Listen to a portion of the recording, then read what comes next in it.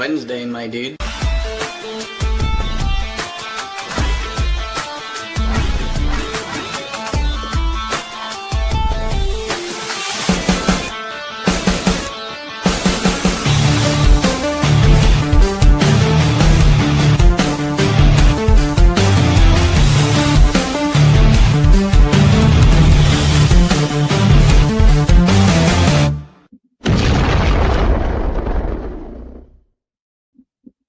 Hello, everybody. Welcome to the Punch Up Pod with Lila and Pat. Happy Wednesday at 5 on the dot exactly.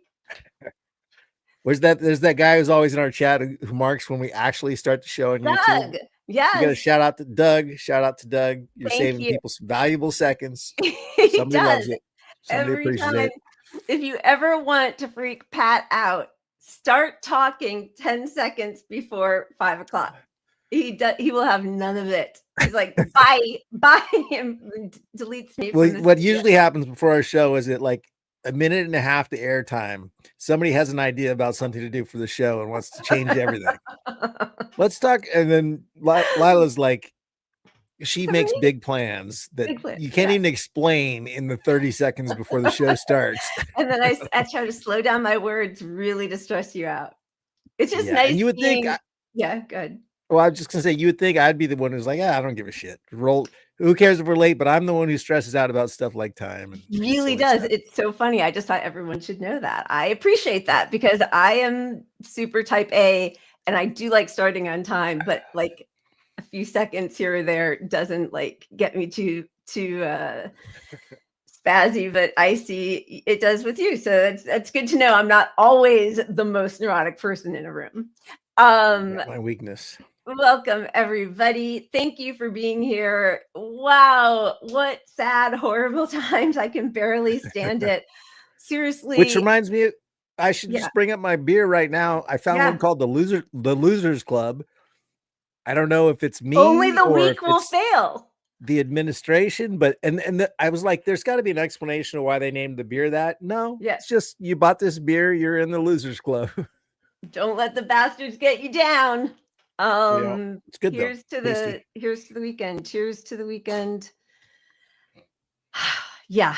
Josh and I have been watching A Handmaid's Tale, which we didn't watch when it first came out. A dear friend of mine gave it to me back in college.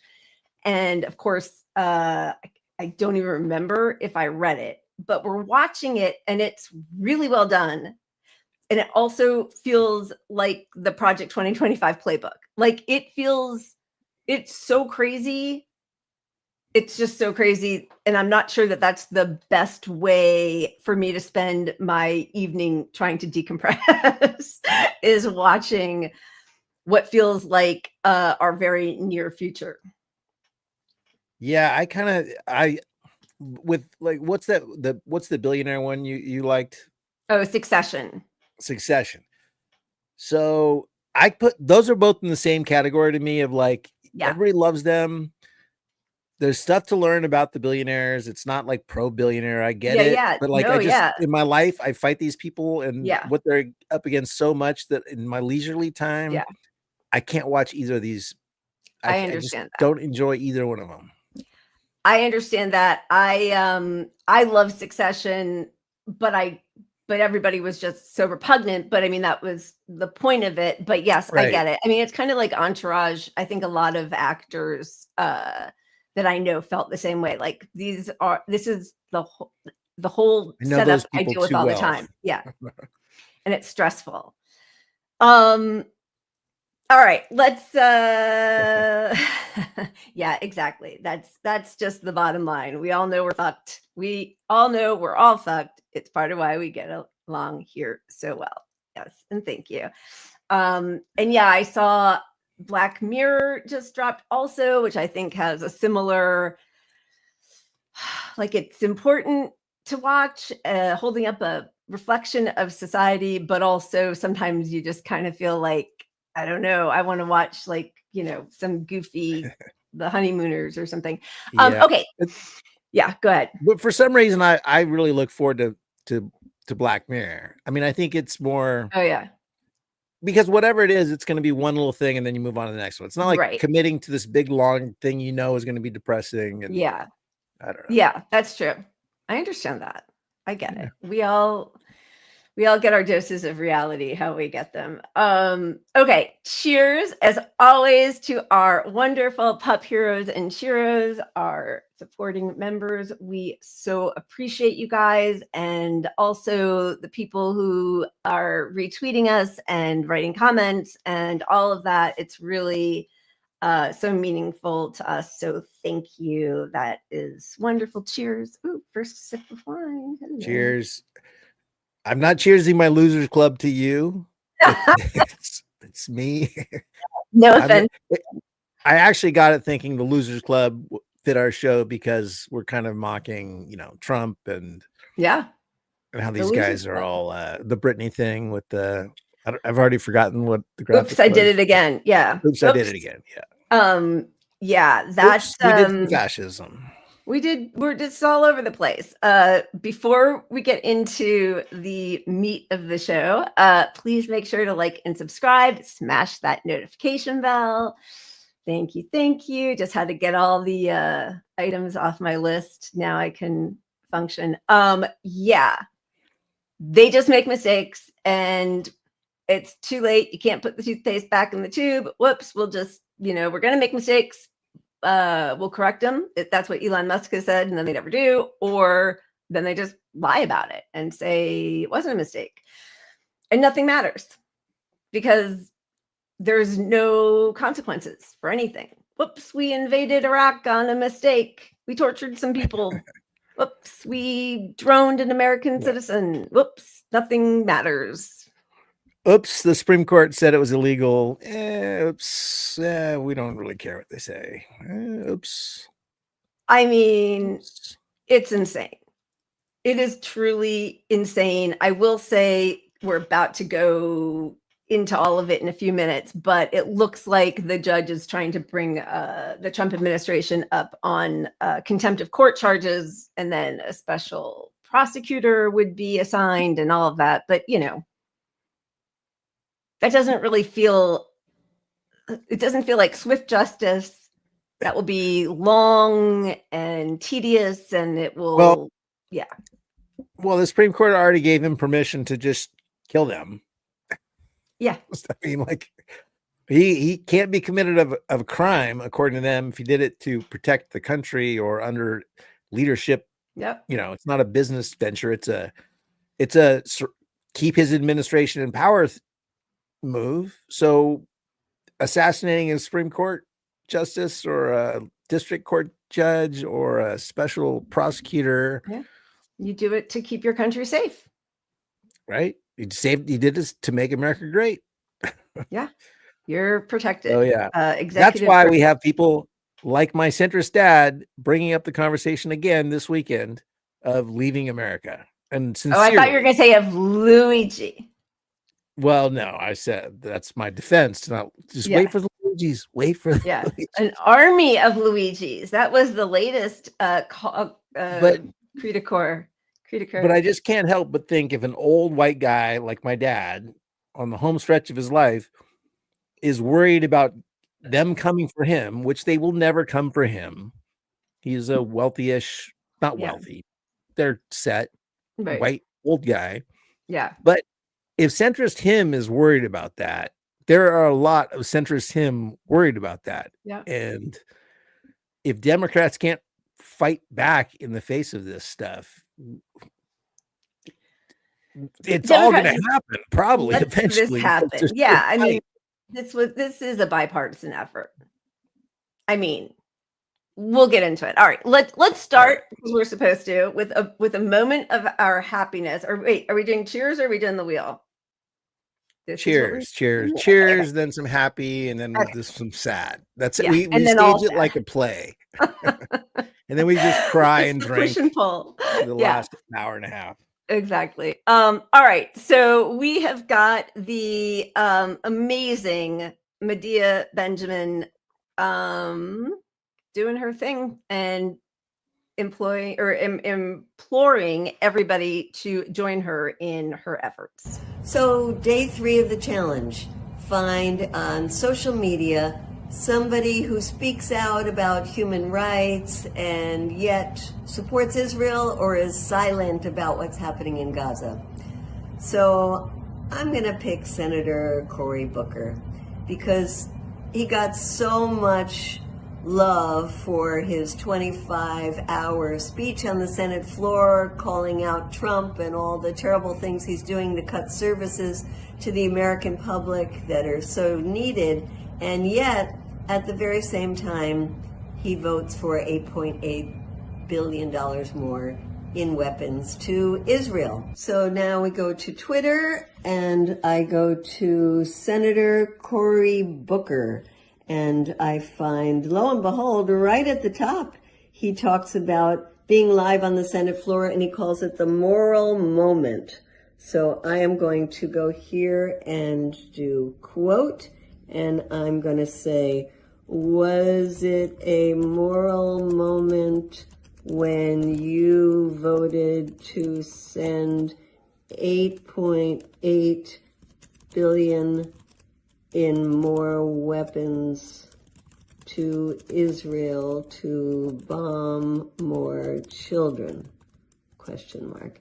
And I'm going to tag 30 days for Palestine and put the @ code pink.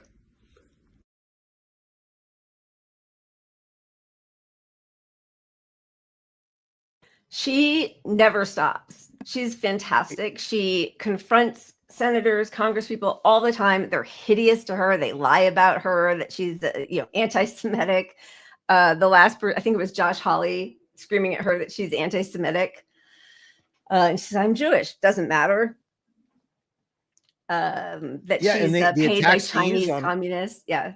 The attacks they use on her for the anti-Semitism are all because the Democrats enabled it. They enabled what she does to be labeled anti-Semitic by our government. So, yep. I mean, yeah, it truly is. She's the Energizer Bunny. She's so fearless, or I shouldn't say she's just so brave. But yeah, and the attack about the Chinese Communist Party paying or funding them is a lie, which of course was spread by the New York Times. I mean, I would like a defamation suit to be brought against them for that. I mean, I would too. Clear defamation, although the courts, who we're dealing with, but yeah. Anyway. Well, and I also think that they will be at some point possibly having to face charges of complicity in genocide for spreading atrocity propaganda in order to justify Israel's, slaughter and complete obliteration of Palestine. Yeah. So I've already forgotten the hashtag. Does somebody remember it? Because I want to. Yeah, 30 days for Palestine. 30 days for Palestine. Let's do it. Day 3. So, I'm going to make an effort every day for the next month to call somebody out with it. And I think it's a good actionable thing. Like Bernie could just do that. Imagine Bernie doing that. How many fucking tweets would these people get if Bernie did it? Maybe we'll tag him into it. Yeah. But yes, it's good to have that is actually a really good idea. Tag Code Pink and tag Bernie and tag AOC, because they're supposed to be our heroes now. And we'll get into that. We will get into that. Certainly. All right. Let's bring a moment of joy before we get right back into it. Here we go. Sized properly. The other thing that drives Pat crazy. Size does not matter. Yeah, baby. Oh, look at that. Right on it. All right. Why worry about yesterday's fuck-ups when you have tomorrow's fuck-ups to look forward to?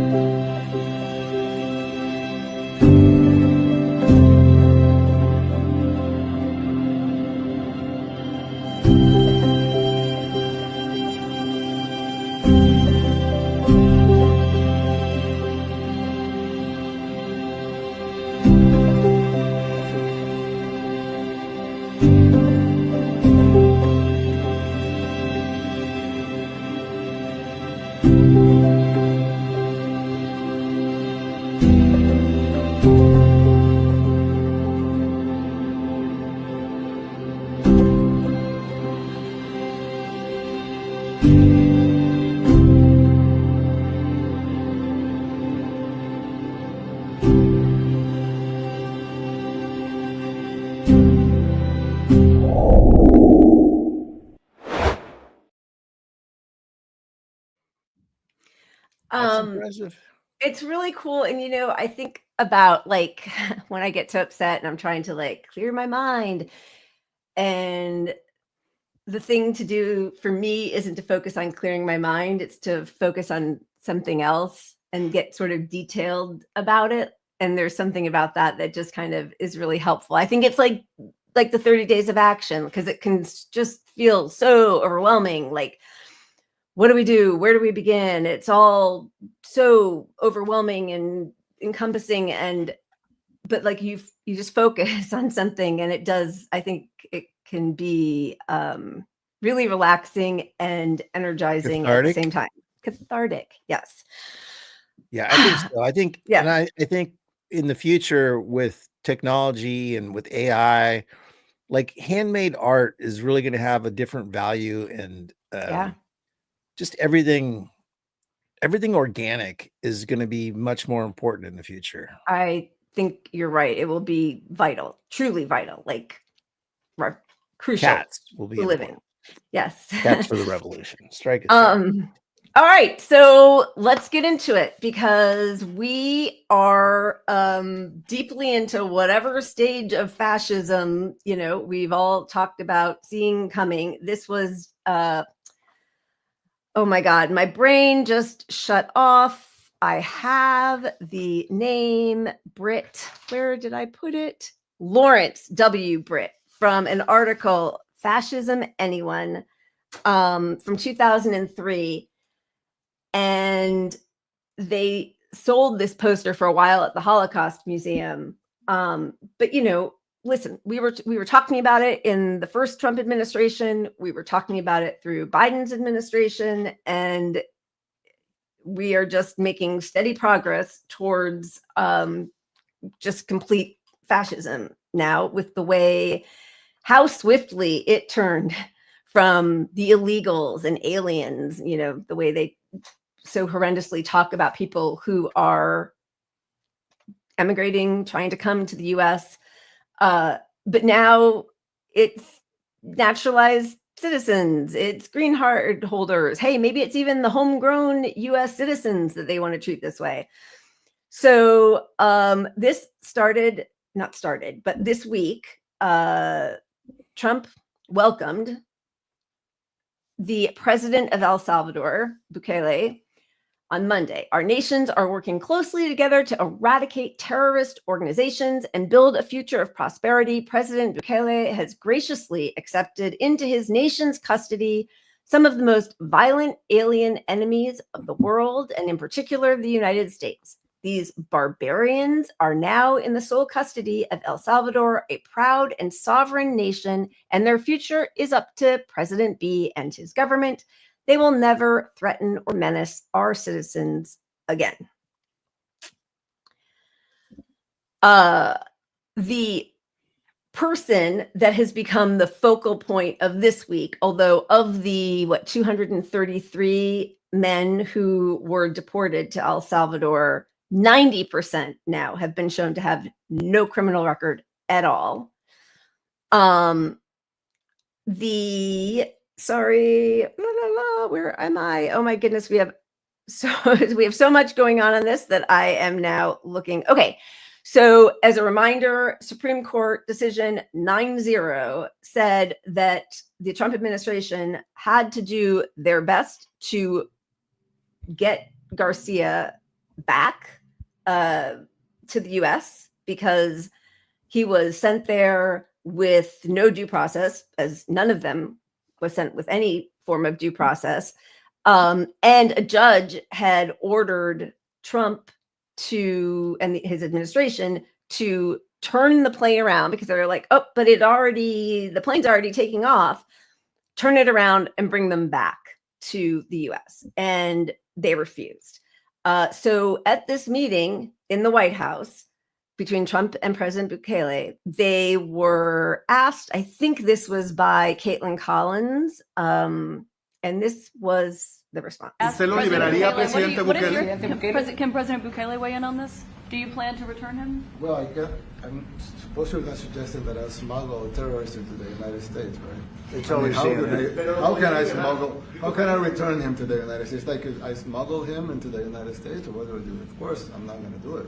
It's like, the question is preposterous. How can I smuggle a terrorist into the United States? I don't have the power to return him to the United States. But you could release him inside El Salvador. Yeah, but I'm not releasing. I mean, we're not very fond of releasing terrorists into our country. I mean, we just turned the murder capital of the world into the safest country of the Western Hemisphere, and you want us to go back into the releasing criminals so we can go back to being the murder capital of the world? No, that's not going to happen. Well, they'd love to have a criminal, released into our country. I mean, there's a fascination. They would love it. Yeah, they're sick. These are sick people. So they just lie. Of course, Bukele could release him. It wouldn't be smuggling him back in. He's not a terrorist. First off, they putting that word on him is just defamation right out the gates. That's just not. It's made up. He's not a terrorist at all. Not a terrorist. No crime. Even stupid Elon Musk's Grok. No court has proven Kilmar Abrego Garcia is part of MS-13. Trump administration alleged gang ties, but Judge Zinis has called these claims vague, uncorroborated. No criminal charges or convictions. He lived peacefully in Maryland for 14 years. Supreme Court ordered his release, noting the deportation error. Senator Van Hollen of Maryland has now gone to El Salvador to try to get some answers. They refused to see him. El Salvador has denied a request from him to see or speak to his Maryland constituent, Kilmar Abrego Garcia, who was mistakenly deported to the country, which the Trump administration owned up to that. They said it was an administrative error. Oops. Sorry. But now Van Hollen's down in El Salvador, and he says, I want to emphasize that President Trump and our Attorney General Pam Bondi and the Vice President of the United States are lying. And they say that Abrego Garcia has been charged with a crime or is part of MS-13. That is a lie. Senator Van Hollen says he pressed the VP of El Salvador why they're still holding Abrego Garcia if there's no evidence he was a part of MS-13. And Van Hollen says, and his answer was that the Trump administration is paying the government of El Salvador to keep him at CCOT, which is the torture dungeon. So the torture dungeon where nobody gets out of. You just die there. Which is what I think is why these two despicable goons are yucking it up, because I think he's possibly already deceased, right? So I think it's highly likely. And at this point, they don't have a way out of this situation other than obstruction. But it could go either way. This could be an accident, and they a mess up, or it could be the point. The cruelty is always the point lately with this administration, exerting power, creating the fight with the Supreme Court. Like it all seems like part of the plan. I mean, I agree with you. The cruelty is the point, but which is why, they're going after people just randomly, it seems, and we're going to get into a few more of them. But this particular one, I mean, I don't know. Listen, I don't even know what to say anymore when you have our former administration who funds and provides cover for and arms a genocide, has Netanyahu come here after he is already wanted by the ICJ, after the ICC finds plausible case for genocide, after Congress people in the US made pleas to the Biden administration saying, we are not supposed to be arming countries that are defying international laws and withholding aid. And so Biden just went around all of that and nothing happened. we're just like on a continuum. Now Trump is doing the same thing, but to people who are legal residents of the United States. I don't know when, like, what are the repercussions? What are the consequences ever? Yeah, I mean, with genocide being approved and supported, and us saying there's no criminal court anymore, there's no world justice. Yeah. You know, the Democrats aren't putting up any fight to this. They enabled all of it, and they're not even sure if they want to fight any of this. Like, they're like torn on fighting fascism. I mean, that's a real. This is from Axios position. Today. The second House Democrat who spoke anonymously, a centrist, called the deportation issue a soup du jour, arguing Trump is setting a trap for the Democrats, and like usual, we're falling for it. So in other words, what he's saying is it's not that big of a deal. It's just like the cause of the day, like genocide was, that lost them the election. So we're not going to fall for it. It's kind of okay, the deportations. And because of the Biden administration, Democrats, actually voters thought that, we did have this big border, problem, and that we should get rid of people who have immigrated here. Sorry, go ahead. Well, no, just the take the bait for one hairdresser it's like layered with fucking rage bait. Like, yeah, really, like you threw in the hairdresser, like, it's just like woke. A gay guy or something, or like and it's just one person too. Like, are we gonna lose in 2022 in the midterms because we're gonna stand up for one person? No matter, they're not even talking about the morality of it. They're just like, it's just one person. Like political. And then it's not even one person. It's just one hairdresser. It's it's less than a person. Yeah. Yeah. It's really disgusting when those are, that's the opposition. And yes, they're such liars. And then they have, what's her name? Leavitt out there talking about this so-called father from Maryland, like he's not a father. She'll talk about that he's MI-13, that he's a gang member, that the new one is human trafficking. None of these, like, first of all, he's never even been charged with human trafficking and there's never been any proof that he is part of MI-13 or done anything illegal. Their big proof was that he wore a Chicago Bulls cap. And the officer who said that he had the information about Garcia, that he was MI-13, has been, I was going to say disbarred, not disbarred, but he's on leave because of improper practices and leaking information to a sex worker. And I think there was another charge for being a cop. Him. He's just, he got caught being a cop. Yeah. So if Democrats aren't going to do it, who might? And again, like, this is what we all talk about all the time is, where are our unions? Where are our labor leaders? This is the president of the North American Builders Trade Union. I just want to make sure I have that right. Building trades.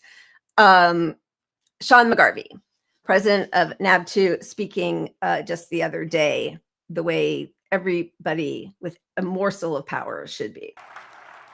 We need to make our voices heard. We're not red, we're not blue. We're the building trades, the backbone of America. We built you want to build a $5 billion data center? Want more six-figure careers with healthcare, retirement, and no college debt? You don't call Elon Musk, you call us. North America's building trades unions. And yeah, that means all of us, including our brother, smart apprentice, Kilmar Arbrega Garcia, who we demand to be returned to us and his family now. Bring him home.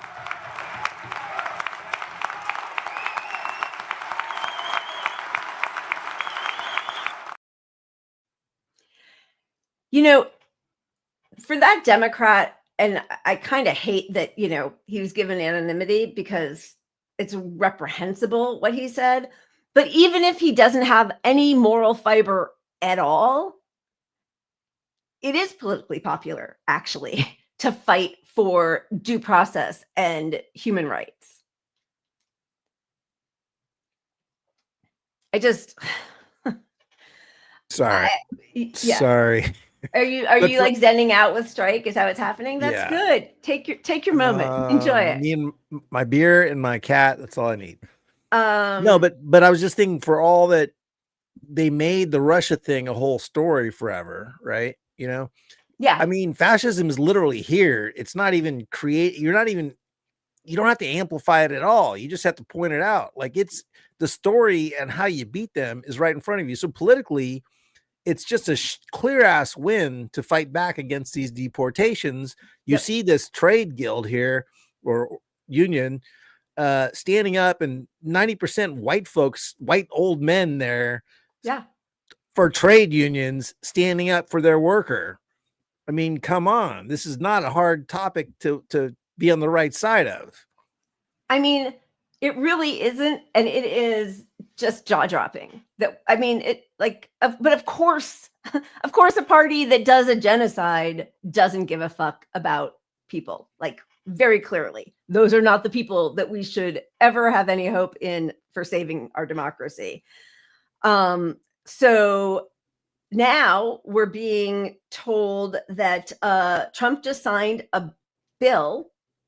I have to get closer, that immigrants, H-1B, green card holders must carry ID 24/7 or face jail. The rule is built on the existing Alien Registration Act of 1940, which required immigrants to register, but was rarely enforced consistently. I'll tell you where it was enforced, where they would ask you for your papers, was Nazi Germany. Then there was another person. Yeah, sorry, go ahead.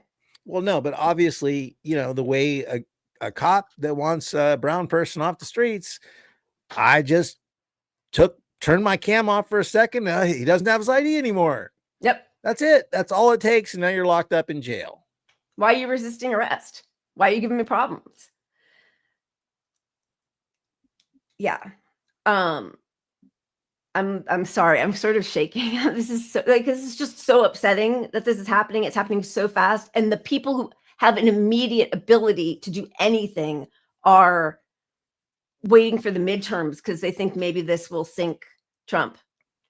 Okay, here's another person. Muriel Gutierrez had no criminal record when ICE agents detained the 19-year-old outside his home. Now his father, Wilmer, is still searching for answers. So this was from 2 days ago. This is documented New York reporting. Wilmer only found out his son had been detained after receiving a phone call on March 15th from his nephew, Luis, who lives with them. That morning was their last time together. They'd gone around the corner to do their laundry. Later that day, Wilmer said that his son met with a friend to get help with some errands at the American Red Cross. He learned this from Luis, who looked at the situation from inside the apartment. When his son was on his way back, just steps from his home, when ICE agents stopped him. The officers grabbed him and two other boys right at the entrance to our building. One said, no, he's not the one, like they were looking for someone else. But the other said, take him anyway. Because these Gestapo ICE agents are, they're brutes. Like, I can't even find a word that's despicable enough to describe the joy they get from treating people so cruelly. It's like, what went wrong in their upbringing? I just really need to know. It's ICE, it's the police, it's the IDF infesting our police department. It's how you justify, once you scapegoat a people, a color, whatever, this is what you get. And when you don't check the power on those organizations and you fund them like they're a whole military, and you build cop cities everywhere, and these people have unions that protect them from crime, they can commit crime and rarely go to jail. So here we are. We got an army of cops and ICE agents working for Trump, even if local states don't want them there. Yeah. And, you know, on some level, it all comes down to capitalism, right? Like, you blame the other, you give tons of money to private prisons. You gotta, you know, who was one of the people that Biden, who of course increased money to private prisons, but like lots of ICE facilities have become are privatized.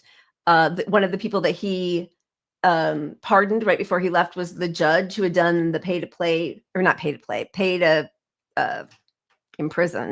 prison teenagers, just took bribes to send them to prison. So and they're now openly saying we're doing this so fast, you know, we don't have time for due process. Like, there are going to be some mistakes, you know, like that puts every single fucking American, not that it should matter because nobody should be sent to a Salvadoran prison, but like, if there's no due process, that means you, me, all of us can get swooped up in this. And they want to take away they want to make it illegal to not have ID. I mean, you know, like, you have to have your ID. So if I happen to be less white than I am and I don't have my ID, now I could easily be just swept off to a fucking Salvadorian prison. Yeah. Yeah. What makes you look like a visa holder or not?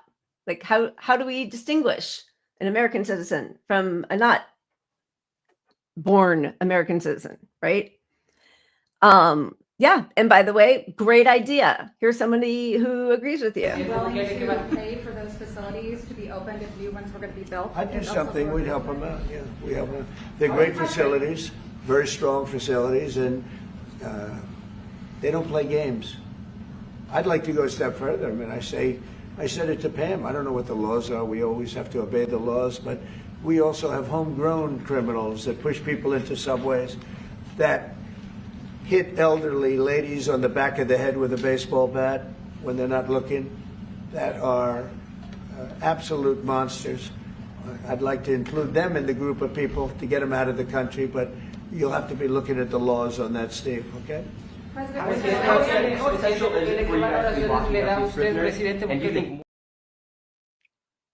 Homegrowns. The homegrowns will also be sent to El Salvadoran prisons.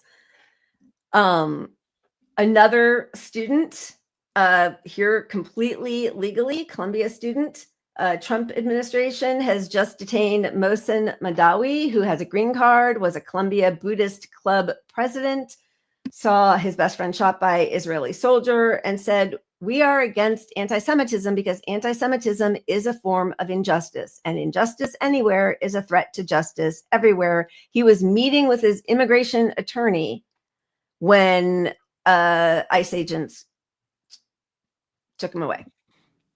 Yeah, the guy running a Buddhist club is really going to be a huge fucking threat.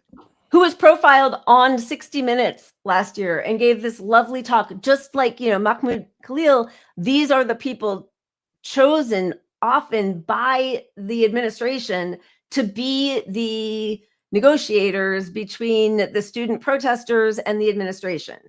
They're chosen for a reason. They de-escalate, they're compassionate, they have a ability to try to see both sides. And then because of that high profile position, they are targets.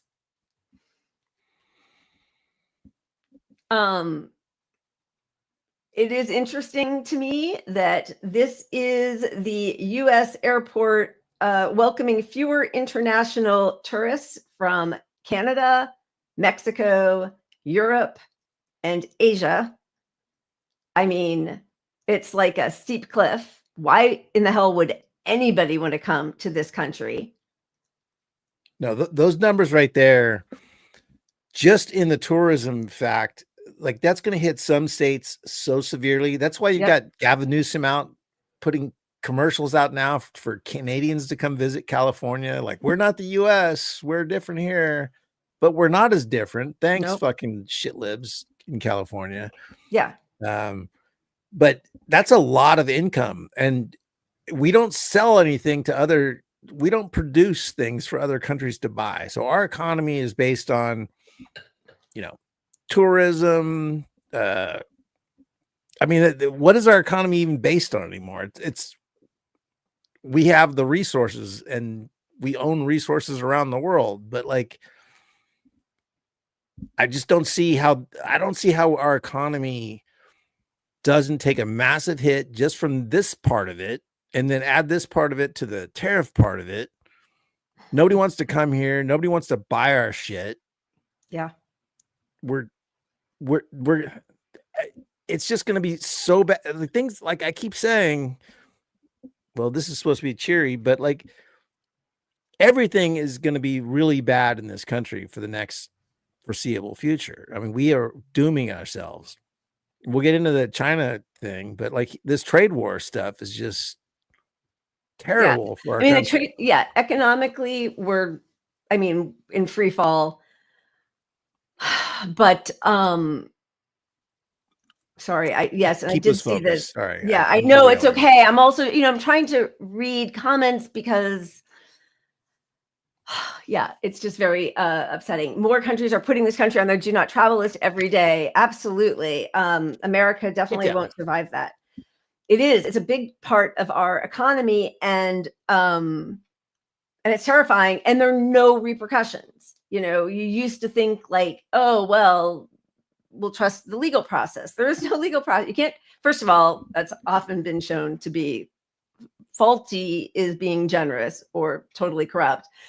But if the legal process can't be corrupt if you skip it entirely. Oh my God. Okay. Sorry. It's a lot. It is so drastic. And the fact, again, that it's not being fought by the people, in power is horrifying. There was a U.S. lawyer who got a remove yourself from the country. They didn't, obviously she's an immigration lawyer, and they probably looked at her name, and this speaks to what you were saying, like she's not white, and they were like, deport yourself. We won't watch the whole clip, but like, this is the beginning of her story. It's fucking crazy. It is time for you to leave the United States. That's the email that Nicole Macheroni got from the Department of Homeland Security just last week. That email went on to say she had to leave within 7 days, or, quote, the government will find you. But here's the thing. Macheroni is a U.S. citizen, born and raised in Massachusetts, and an immigration attorney. So this would almost seem like crazy town. But walk us through what happened and what DHS is saying, which is, as I understand it, you have to leave. It does seem like crazy town. So I got an email from DHS on Friday morning. I am an immigration attorney. It came to my work email. I get emails from DHS. I get emails from ICE, usually about clients. This one was a little bit different because there was no client name on it. There was no case number on it. It was just my information, and they were asking me to leave the United States. I personally have not heard from anybody at DHS or reached anybody there. The email did come from a no reply email address. They have made some general statements about the email since all of this went public. And they did confirm that it's a real email and that they will be dealing with email sent in error on a case-by-case basis. That being said, I have not heard from them about my particular case. I mean, big picture here, what does the fact that you, a U.S. citizen, born here, received this email, what does it tell you about the process and where it is now? Had you ever, in your years as an immigration attorney, ever heard of anything quite like this? Never quite like this. And it tells me that the process is a mess right now. DHS isn't being careful. I think their main goal is to scare people into leaving the United States. They want immigrants to be uncomfortable here. And I think the takeaway is not only that it was sent to me, but it was sent to a lot of people that received this email. There were some other U.S. citizens that received this email. There were people in all sorts of status that received this email. And it's important to remember that entering the United States on parole is legal immigration. So there's a lot of people that enter the United States legally and have a reason to stay here that received this email out of the blue. Oops. Sorry, there's no due process. It's all part of the plan.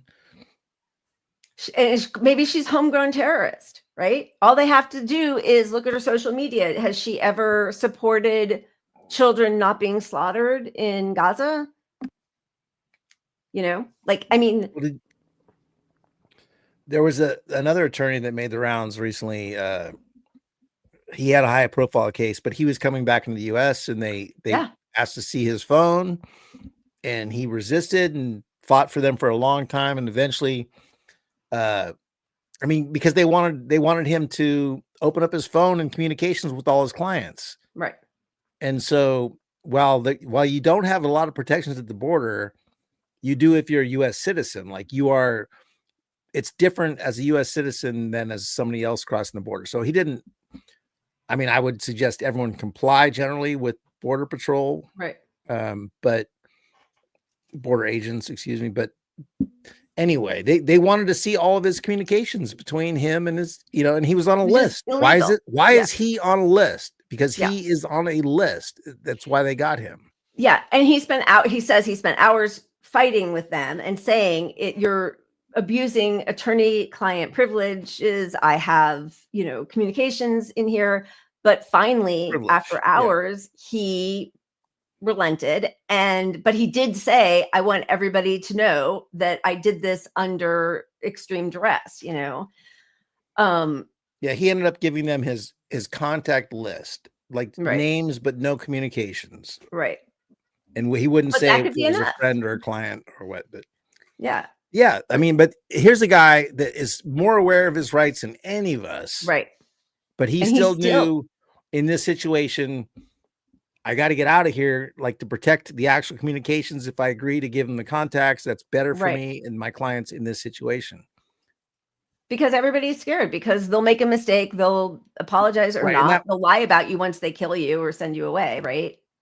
Right. And of course, the point of that all was to intimidate him, and they wanted him to be a story too. Like it's like, hey, here's the intimidation. Here's another one. Look, they're coming for us.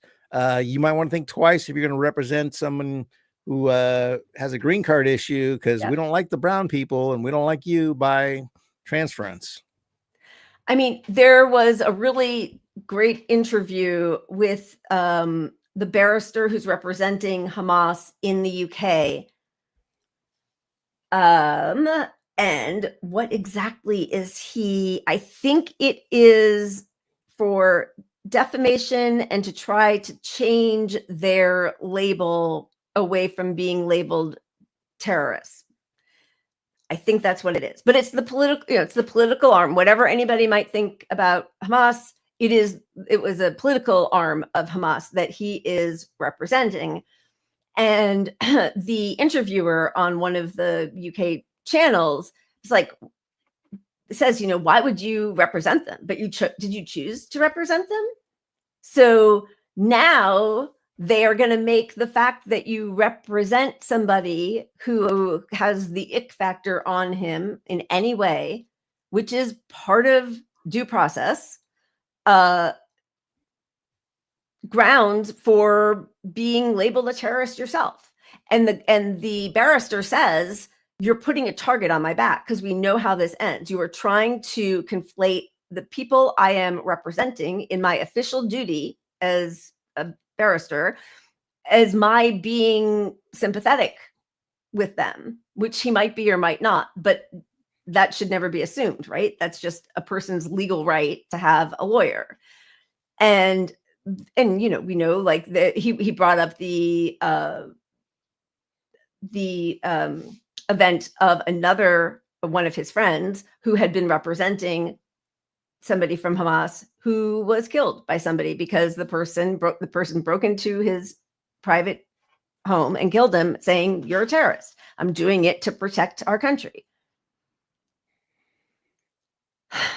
So now if you are an immigration lawyer, probably, that's going to start like, why would you be representing somebody who's here illegally? That's going to be like the new thing, that you're here illegally. And by the way, I mean, this started way before Obama, but that was one of the big things with Obama, was that just crossing the border illegally is an infraction. It's not a violent infraction. It doesn't really hurt other people, but And that then could be used as you are a criminal and have shown criminal behavior. I don't know if anybody's ever gone to visit Ellis Island, but when I was younger and we went, and there was this whole tour, and they talked about all the different ways that people cheated the system to try to get into Ellis Island to save themselves from persecution at home. Like, that is a common, people do that because they're escaping something dire. And the backdrop of all this is our country is being run by Elon Musk, who broke all the rules to, he broke all of his, he didn't have a green card, but he had whatever work visa, lied to get his work visa. Like, this is all known stuff that he lied about. And he's the one making decisions that are impacting all these other people and bringing his racism and American nationalism when he's not even American. Not that that part I don't care about, but like, yeah. I mean, there is some great sick irony in the fact that he is doing this. Yeah. Deport Elon Musk. I mean, wouldn't that be wonderful? And thanks for being a member, Justin. All right. I think there is, well, this was the latest update right before we came, is that the judge who first told the Trump administration to turn the plane back before they even set, foot in El Salvador, wrote on Wednesday, he found probable cause to hold the Trump administration in criminal contempt of court for disobeying his order to turn back the planes carrying deportees to El Salvador. So we will see what happens there. Just horrific. Do you want to spin the wheel before we get to the rest of the fun that the Trump administration is bringing us? Always. Sure. Always spin the wheel. Yeah, baby. Oh, look at that. All right. Even though by accident Pat deleted our Colin Audible shot video, I am gonna call it myself and refill my glass of wine while we show this video. Well, you watch some puppets. Let's go for gerbil nuts.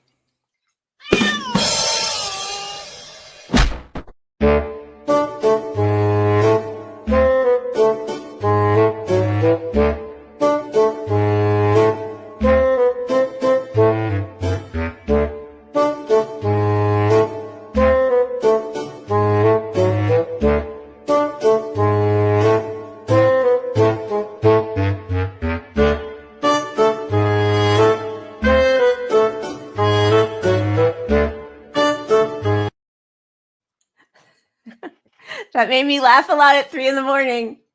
I had to share it.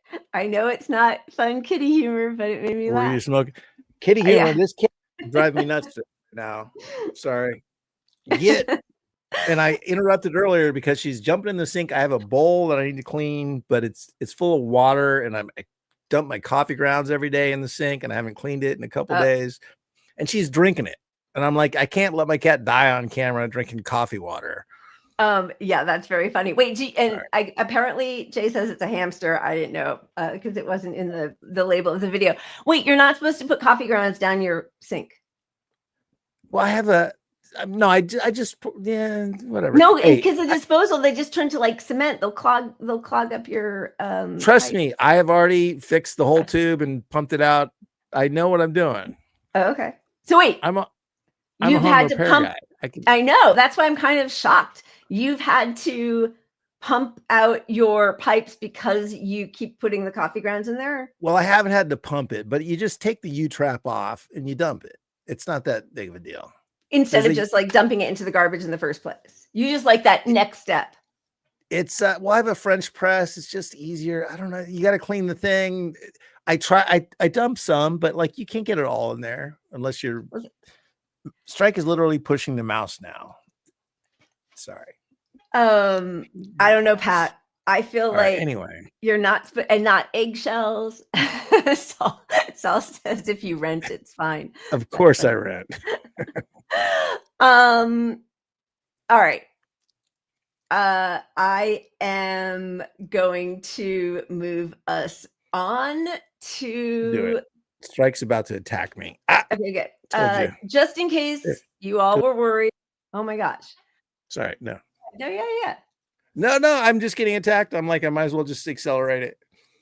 All right, moving on. She wants her coffee. She wants her afternoon coffee. She's cracked out on coffee water. That's right. Trump did have his yearly physical, and he would like everyone to know about it. Very low IQ president. And by the way, I took my cognitive exam as part of my physical exam, and I got the highest mark, and one of the doctors said, "Sir, I've never seen anybody get that kind of, that was the highest mark." I hope you're happy with that, although they haven't been bugging me too much to take a cognitive, but I did do my physical and it was released. I hope you're all happy with it. I notice there's no question, so probably you are. But the cognitive, they said to me, "Sir, would you like to take a cognitive test?" I said, "Did Biden take one?" "No." "Did anybody take one?" "No, not too many people took them." I said, what about Obama? Did he take one?" "No, he didn't take one either." I said, "Let me be the only one to take one." But I've actually taken them 3 times already. I like taking them because they're not too tough for me to take. But corn dog. Okay.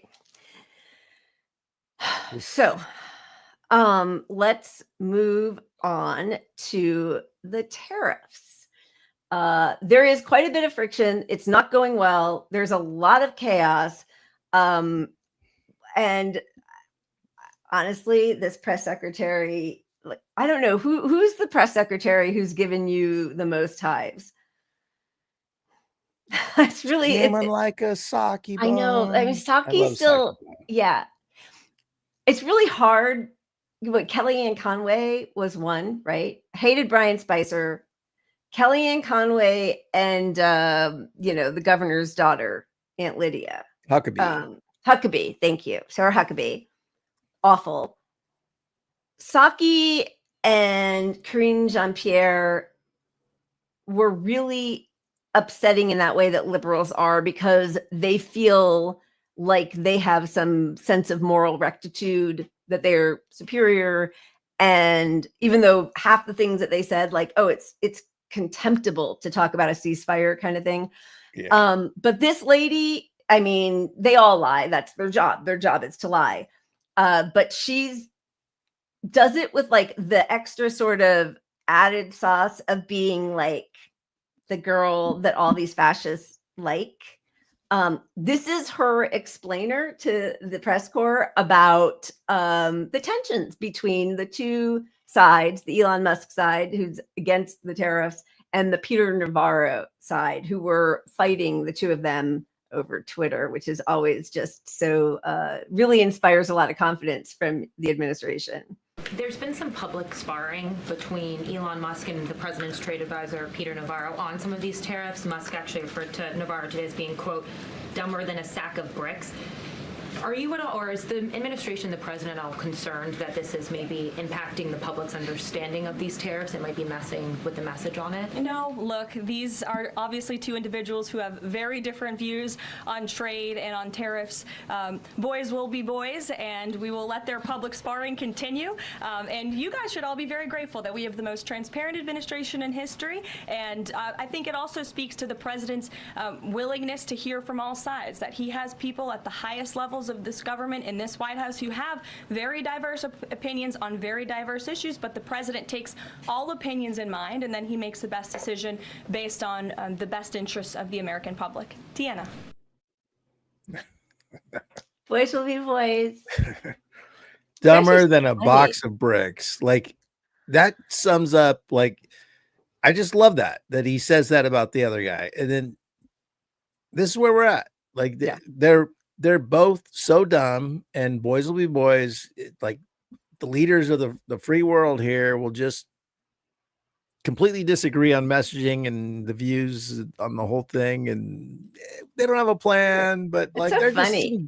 They're just dudes, man. Roughhousing. They're just roughhousing. Us women should just leave it alone. Boys, they got this. Let's clear the table, wash up, and we'll see them soon. So the tariffs are not going great in spite of the tweets. The United States is taking in record numbers in tariffs, with the cost of almost all products going down, including gasoline, groceries, and just about everything else. Likewise, inflation is down. Promises made, promises kept. Done. Moving on. No. Right. Yeah. So before you move on, like I told you, no, I'm joking. No, we have a lot of stuff. I'm like, that's what he's hoping. No, I know, like, but we're done. Yeah. But I bought an electric bike last week, and it didn't get delivered, and whatever, whole nightmare. So I switched companies. But I've been shopping online like crazy, and everything I look at is like buy in 1 week because the tariffs are coming, and we're raising all our prices on May 5th or something. Like they have a date, the 30-day thing.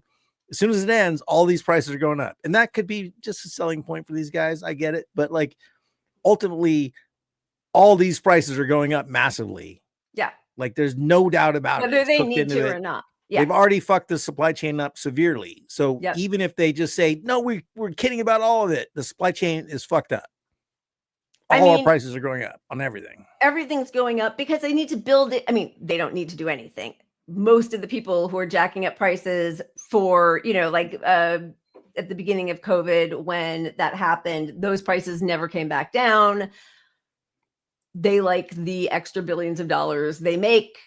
And so that's the way it will stay. But this guy here, Spencer Hakimian, who I don't know, he's been commenting a lot on all of the tariff chaos. But his end point with all of the fluctuations is, if you were a CFO of a Fortune 500 company, would you approve any new investment in a country this unstable? Of course not. Nobody is going to do business here. And if the goal, as some people are saying, is to force the EU to choose between the US and China, whom do you think they're going to choose? Like, goodbye, USA. I mean, we are on such a global decline right now. Yeah. Forcing this issue is why I come back to, like, is Trump really owned by somebody right now? Like, it's just so, I know. It's so obviously a stupid fucking strategy that is going to hurt our country. I mean, this is the guy who owned a casino that lost money and drove it into bankruptcy, which is unheard of. Right. So like, I just don't think he's had filed for bankruptcy 7 times for his businesses. I think he thinks that tariffs, I just think he's not very smart. I mean, I know he went to Wharton and whatever, and then they'll make fun of, the Ivy Leagues, but like, come on. I think he likes being the guy that all these people are coming to beg not to do tariffs on him. And he doesn't care what happens to our country. I mean, he certainly is not America first. He is absolutely Donald first. Like, that's his whole deal. And I think he doesn't care. Yeah, of course, it's a exercise in narcissism, in that here's 25%. Oh, you negotiated and we got a better deal as a country from it. But as a consumer in the US, or just a person in the US, no matter what that end number is, it's bad for us, right? It's all bad for us. It might be, he might negotiate deals that are bad, that are great for certain companies owned by certain billionaires around him, but globally, and not globally, but locally, economically in the US, it's all terrible for all of us regular folks that aren't the CEOs and owners of these big bazillion-dollar companies. We're going to get wrecked. We are going to get wrecked. And I think more and more people are really understanding that. Justin, thank you. Yes, I'm glad you got your Master Pie and new, I hope I'm saying that right. Mr. Pie and new tariff and new, oh my God. Wow. Computer stuff. Hot today, and the second glass of wine just hit me really hard. Glad I got my Mr. Pie and new PC before tariffs. Thank you for the super chat. I'm glad you did too. It's going to be really bad. Okay, this was interesting to me. I'm shocked that China ever took our beef. And not because I think that, I don't know, our beef is so unhealthy that Europe doesn't take it. and it's not, I mean, I guess, I don't know. But anyway, they're not taking it from us anymore. I just thought that was an interesting aside because I'm sort of surprised that they would take any food items from us. But this is much more of a crucial decision on their part. Oh, look, and there he is again, Spencer. Hi. China suspends rare earth exports as trade war with U.S. escalates. We talked about it on Sunday, but that is in every phone, every car, every electronic device. So honestly, what's terrifying about this is what's going to happen is that we're just going to invade, we're going to decide that Ecuador and, we'll coup. We need copper Venezuela. so much that we need to go after some of these countries for their copper. Oh, I mean, was that under Democrats or was that under, I can't even remember. No, that was under Trump's first regime when they decided that the elections weren't, run properly and that Juan Guaido was the actual elected president. And Elon Musk said, we'll coup whoever we want to coup. Because when you need those rare earth minerals, and NATO's on its way. And I don't think we're getting into this tonight, but did you see that Elon Musk and Zuckerberg Musk tweeted Zuckerberg talking about getting rid of IP law? Wait, so no, I didn't. No, they're like, we got to get rid of intellectual property law, and it's because of AI. That's why they're doing it. But they're like, we could have much better systems that benefit content creators better than IP. And this is just like, what are we doing here? We're going to get rid of, like, we're watching them just say us billionaires should own every fucking thing. There should be no safety net for anyone that makes anything, because we want to produce it here and make it our own money. Luigi. Yeah, it really is Luigi time. Sorry, I just want to thank, you're totally right. I think I had a problem with your name before, so I want to make sure I get it right. Weejock Poopong McPlop. Thank you. But yes, it was Bolivia and Morales that Elon Musk was referring to. Yeah, the idea, I mean, they've already taken all of our content, right? Like that whole thing of, if the product is free, you're the product. Everything on Facebook, everything on Twitter, everything, Instagram, anything that you've put out there on a free platform, they are taking from and using to inform their AI. That's the whole deal. That's going to be the new social contract. But the next phase is, okay, we're testing the law. We're testing the executive powers versus the law.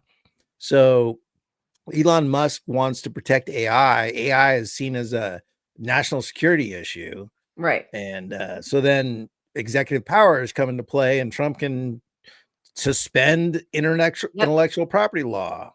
You know, we have to compete with China, and China's breaking all the intellectual property law. So we should too.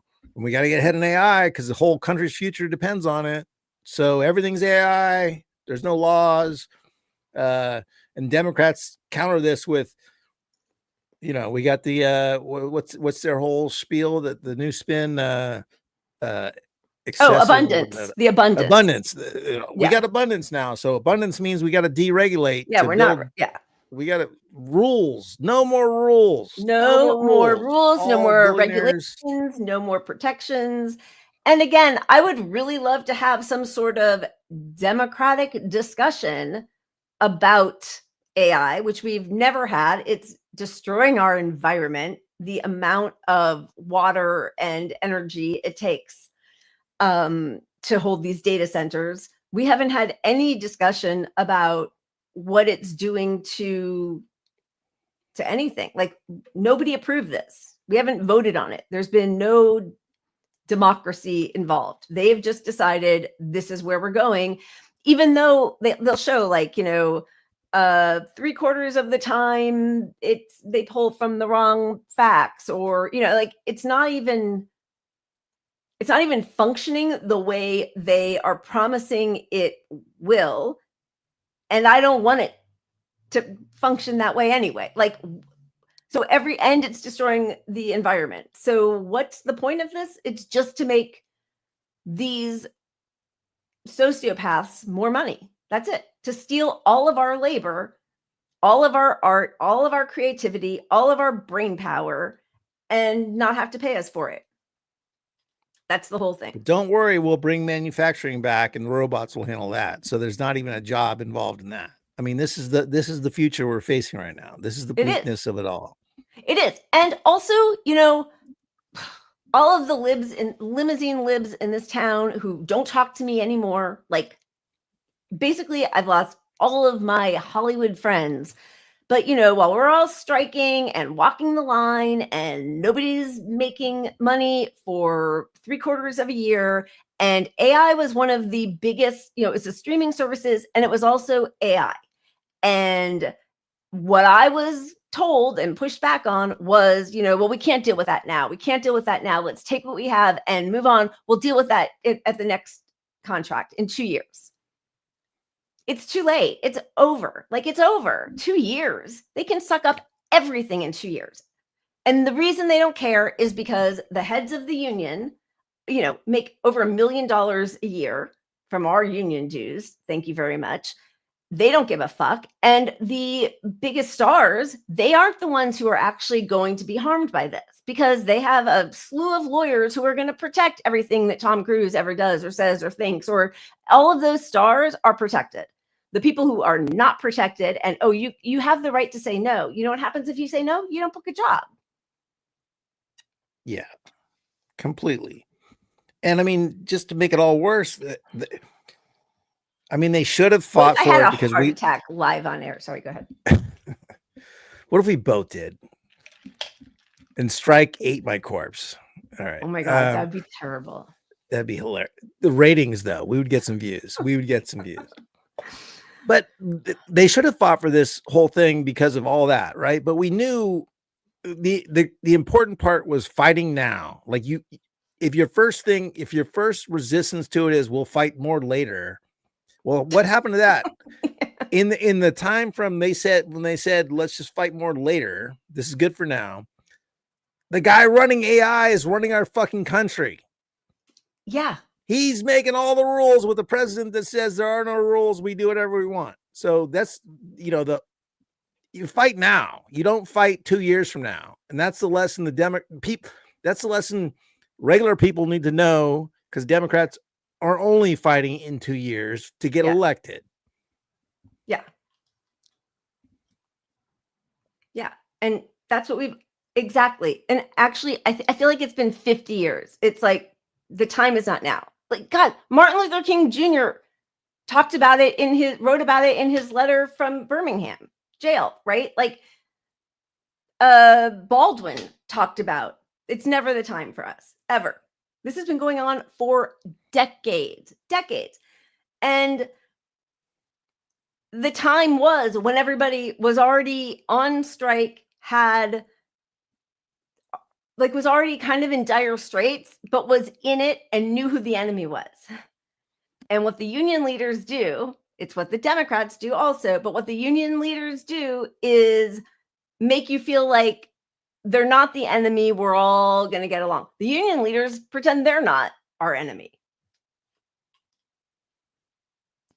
Fuckers. Yeah, but the now is not the time crap just leads to everything getting terrible in a short period of time, because you're like, let's just wait till we get power. And then it's really hard to claw back whatever evil shit they got in place. And Democrats don't want to, because their donors, maybe half of them want to claw some of it back, but half of them are getting rich off it. Yeah. So there's no incentive, motivation. Too many politicians are owned and corrupt as fuck, which is 99% of them. So you don't get back whatever you give up, ever. Ever. Nope. It's just not going to. And there was a time 20 years ago, 30 years ago, 40 years ago, where the threat of losing your election and threat of losing power costs a party, but it doesn't cost a party anymore. You just have to be corrupt and you'll profit from it if you're in government, period. So there's no loss to anyone doing anything that just benefit. If your move benefits corporations and harms people, you're going to get rich off it. Congrats, you made it. You're good. And that's every politician. That's AOC and Bernie. I don't have any fucking kind words for them anymore. Me neither. I mean, we're about to get to it, but just because I don't want to lose this comment from Zainab, which is 100% true, but we're just not at the Democrat block yet. But AOC raised $9 million in the last quarter and bragged about how the first thing they did was pay the dues to the Democratic establishment. Kudos to all of you. Yeah. Okay. There's so much more still to get to about what they are doing with, Doge and cutting everything. I mean, I don't know. Should we just let's hit the slashes. Let's just fly through it. We're just going to fly through it. No commentary for at least a minute. I will just drink through it while I push buttons. For me. No, me too. After passing a budget that aims to cut Medicaid by $880 billion in 10 years, House Speaker Johnson said, "You return the dignity of work to young men who need to be out working instead of playing video games all day. Aren't you funny?" And living in their mother's basement. The list of 41 Social Security offices where Doge is cutting up to half of the workers. 41 Social Security offices are cutting 25 to 58% of workers under Doge's budget reductions. The agency faces increased customer service demand as retirees worry cuts will affect benefits. And part of what happens is when you pick up the phone to call, the percentage of callers who heard a pre-recorded disconnected message when trying to reach a representative went from 0 in October of 2024 to almost 30% in January. And if you're unhappy about that and not being able to speak to a person, Elon Musk has a solution. Social Security Administration is gutting regional staff and shifting all public communications to X. This comes as the agency plans to cut its regional office workforce. So his big goal is that X will be the place for everything. You can do your banking, you can do your Social Security, you can do your whatever. Okay, I know we're not talking. Now we're about to get No, but can you imagine doing say that world exists where suddenly your Social Security is tied into X. Are you going to tweet some pro-Palestine stuff when your Social Security is on the line? This terrorist. is you're a terrorist. This is all just such a fucking nightmare scenario. And you don't deserve it. You're not a real American. We wouldn't have let you pay into that if we had known you were ever going to be against our genocide.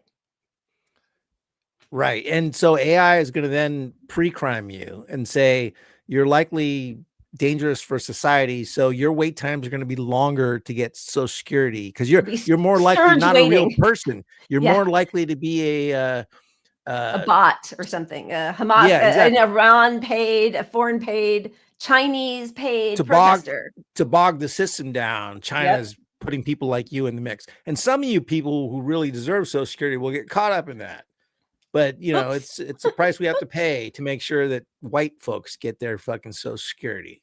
The good ones, not the homegrown terrorists. Yeah. Okay. We're about to get to, we're going to go 3 more and then we're going to get to RFK. Doge just shut down San Diego County's wastewater testing system. No more research or monitoring for deadly diseases, despite the critical role wastewater surveillance played in fighting COVID. Dangerous and really stupid. Also, Trump administration is cutting off K through 12 school funding to Maine. State has rejected a list of demands over transgender athletes, and in response, the White House is now moving to take hundreds of millions of dollars from Maine's kids and educators. Also, I mean, you can see how this every different thing benefits the people with the most money who are in charge. New U.S. Department of Transportation canceled $63.9 million grant to Amtrak for Texas high-speed rail. This project was to offer a high-speed rail system between Dallas and Houston. I am sure, just like California high-speed rail, it will somehow benefit Elon Musk and his Tesla mobiles. Moving to RFK, before we get to his repulsive speech,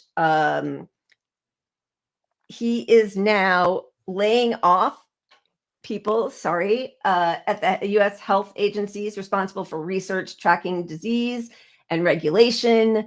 He is dismantling all of our health systems, and that the goal is always to then privatize and make your pals money.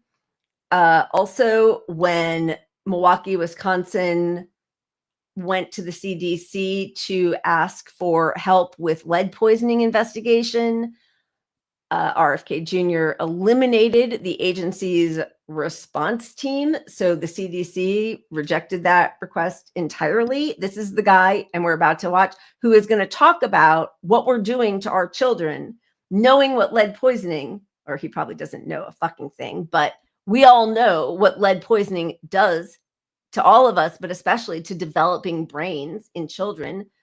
Again, enormous shout out to Jordan Sheridan for being the one journalist who has been consistently, I don't know how many times now he has been to Flint, Michigan, but that, as horrific as it is not the only place. I think something like 90% of our nation's public water is tainted by lead poisoning, if not other chemicals.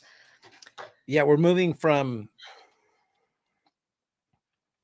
where we were, where as a society we agreed lead in our water bad, like lead pipes, lead's bad.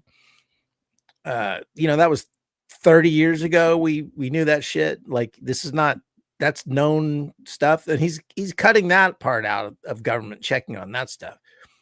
But suddenly fluoride is bad. So the thing that actually benefits society, you can argue over fluoride, but fluoride's got to go, but let's just ramp up the lead. And if you put those things on a what science has studied on them spectrum, like there's no correlation whatsoever. This is just a fucking capitalist venture right here. Yeah. Stop benefiting society and stop protecting people at the same time. And that's why, whether it's intentional or just that he's the government is an opportunist grabbing this conspiracy theorist RFK, I don't give a fuck. But either way, all this evil's being done under this handle of like this. Oh, he fought the environment. He was a environmental protectionist. So like, so many people believe his bullshit. Yep. That the government is profiting off of this because they're cutting our protections while saving money on the fluoride and not protecting it. Anyway, everybody knows that. And because I just can't shut up. No, but nobody can. And we're all just like in a rage. And Justin, thank you. I'm just seeing it now. I'm looking like you have like 150 chats here that I have not gotten to, and I'm sorry, but thank you again. Your super chat. Elon making Twitter the everything site, and Grok and messages are going to separate apps. What a joke and a grift. Yeah, deport that clown. I mean, man, I wish. And even with no due process, I think we've all seen the evidence. I shouldn't say that, but anyway, thank you for the super chat. Okay, so here we go to, anyway, we'll watch it and talk about it afterwards. This was RFK Jr. On autism. Sir, this is an individual tragedy as well. Autism destroys families. More importantly, it destroys our greatest resource, which are our children.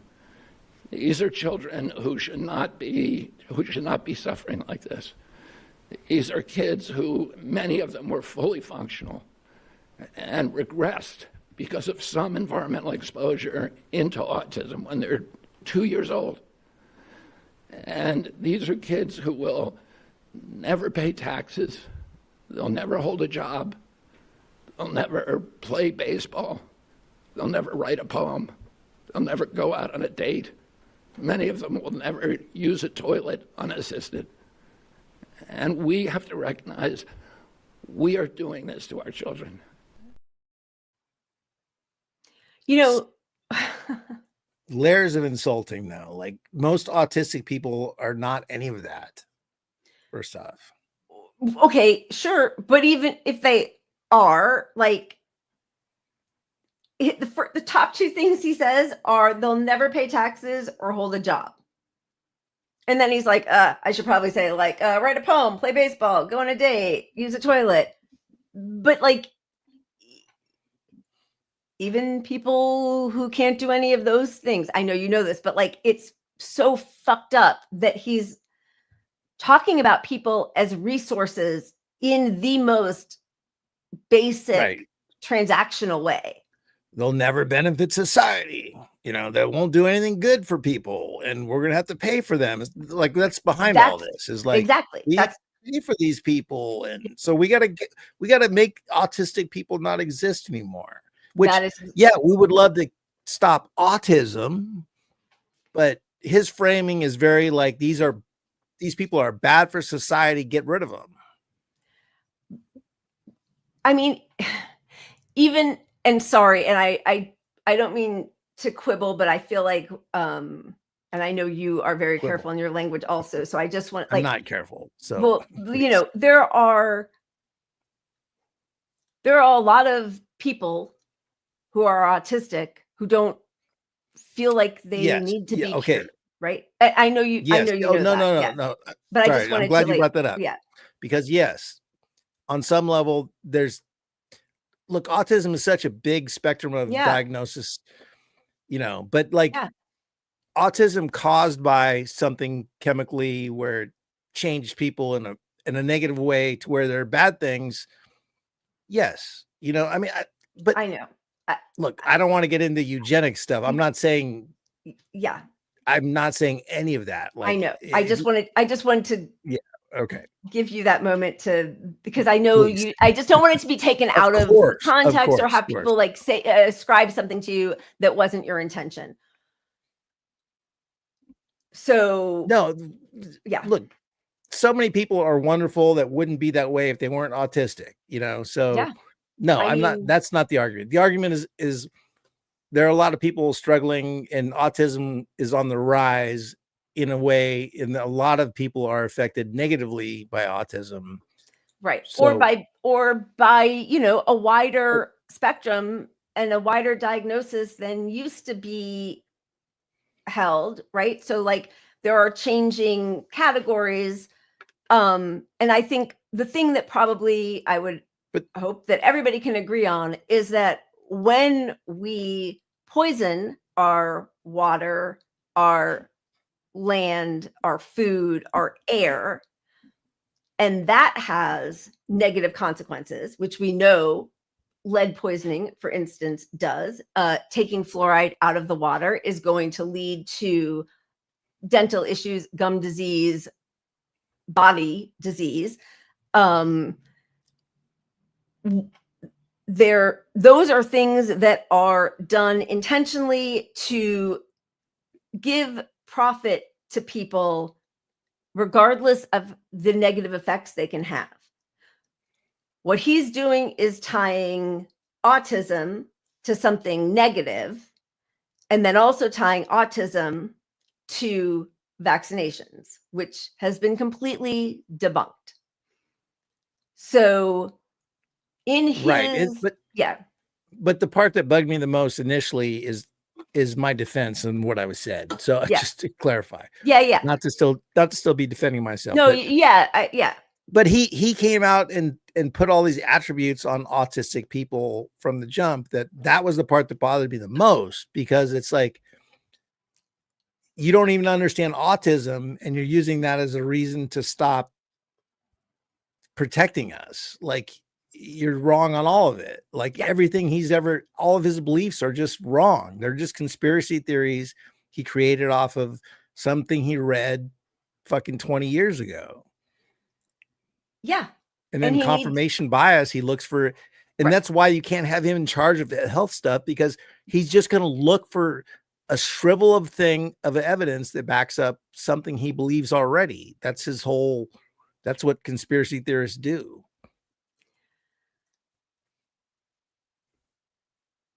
That's what they do. And I think it comes out of, he has his own painful history with issues in his own family, and he is looking for a villain, but he is the villain because he's looking for it in the wrong place. And at the same time, making autism something negative and making it seem like anybody with any disability is not worth having in society because they don't add anything to society. And that's where he's the useful idiot, even if he's a true believer in his dumbass beliefs, because the ultimate goal of the government under Trump and company is to stop social services, stop the protection, stop taking care of the vulnerable, stop taking care of people who can't work as much, or, in the way that he would like. Capitalism says, if you can't put in 60 hours of work a week, you're not as good as the guy who can. Yep. And that's the society they want to create. And he's a useful idiot for that, even if he truly believes all his own bullshit. Yeah. I mean, yeah. He only believes it on his own personal level. I don't think he's actually trying to do any good service to anybody.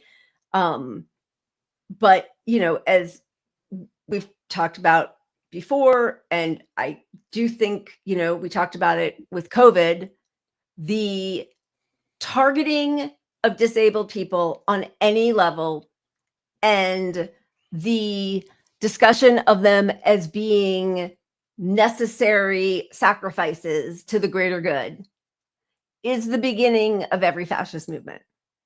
And the abandon with which the Biden administration talked about, some people are going to fall by the wayside. And it's only people with comorbidities or who already have, issues. Those are the ones who are more vulnerable, but that's the price that they were willing to pay, that the administration was willing to pay. And that's the price they're willing to pay. But then even on that level, they have to lie about the impact on kids. So and everybody, obviously, with COVID, but it falls apart if you just look at kids and what they said about kids. Yeah. I mean, they're lying entirely, but yes, we are at eugenics, and it didn't just start. It did not just start now. It's been around for a while, but it really was so clarifying to see how the Biden administration framed the deaths they were going to be fine with. And once you start, liberals now don't wear masks, don't care about COVID, even though we are still burying almost 1,000 people a week, even though we are at something like 250,000 cases a week. We weren't even supposed to, we weren't supposed to open up until we got under 10,000. That's what Fauci said. We're at over 200,000 a week. That is going to cause, if it, it is causing, and it will continue to cause mass disability that we are all just supposed to be fine with, because in the end, those people will go by the wayside and only the weak will fail. And that is where we are. That's the sliding scale that Biden created. They pushed Democrats and all the people still that continue to ignore COVID. Yep.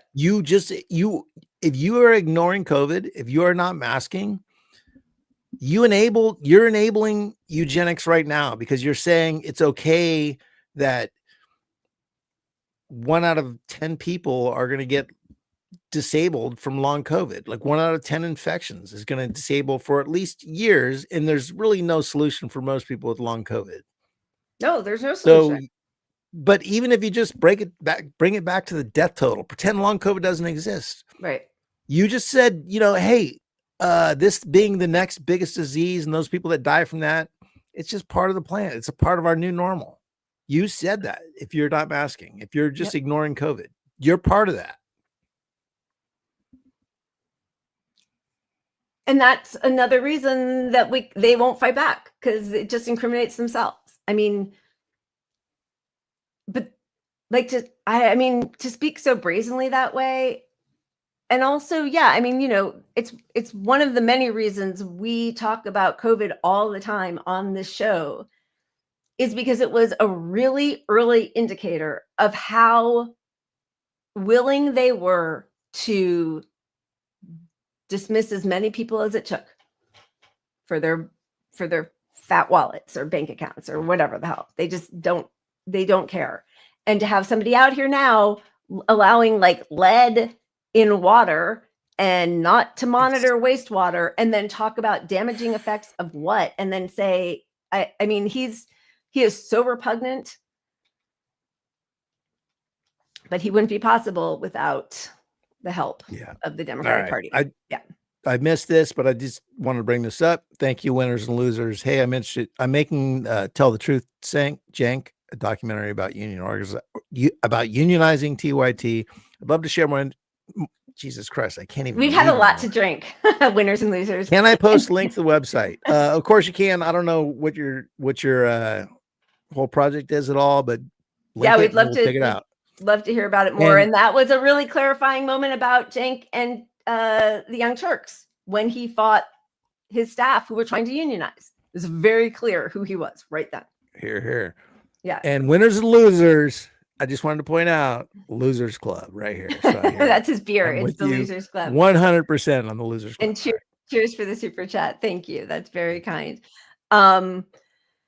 Okay. Is there more on the Republicans before we? Just like this was one of Kamala Harris's biggest donors, Reid Hoffman, saying seeking work-life balance is a red flag. You are not committed to winning. Pat, drink that beer. It is on both sides. They are all billionaire owned. They are disgusting, awful, evil people. And I hope they meet the exact fate that they deserve. That is all. And just so you know, Obama's portrait was replaced in the White House. That was a big score, big win for Republicans this week. I can't see the difference, honestly. Being honest there. I just long for the days where the worst scandal was a tan suit. Fucking liberals. All right, we're about to get to them. Let's spin quickly. Lord. Do it. Yeah, baby. Okay, another moment of zen coincides with another glass of wine. Excuse me very much. All right. Perfect timing. I need a third beer. Why worry about yesterday's fuck-ups when you have tomorrow's fuck-ups to look forward to?